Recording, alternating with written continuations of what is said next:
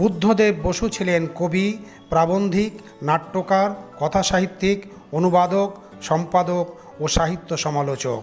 তিনি ছিলেন বিংশ শতাব্দীর একজন ভারতীয় বাঙালি লেখক। প্রায়শই তাকে একজন কবি হিসাবে উল্লেখ করা হয়। তিনি একজন বহুমুখী লেখক ছিলেন, যিনি কবিতা ছাড়াও উপন্যাস, ছোট গল্প, নাটক এবং প্রবন্ধ লিখেছেন। তিনি তার সময়ের একজন প্রভাবশালী সমালোচক ও সম্পাদক ছিলেন। তিনি বাংলা কবিতায় আধুনিকতা প্রবর্তনকারী 5 জন কবির একজন হিসাবে স্বীকৃত। বলা হয়, রবীন্দ্রনাথ ঠাকুরের পর থেকে বাংলা সাহিত্যে এর চেয়ে বহুমুখী প্রতিভা আর নেই। বুদ্ধদেব বসু 1970 সালে পদ্মভূষণ উপাধি লাভ করেন। 1967 সালে তপস্বী ও তরঙ্গিনী কাব্যনাট্যের জন্য সাহিত্য একাডেমি পুরস্কার লাভ করেন। 1974 সালে স্বাগত বিদায় গ্রন্থের জন্য রবীন্দ্র পুরস্কার মরণোত্তর লাভ করেন।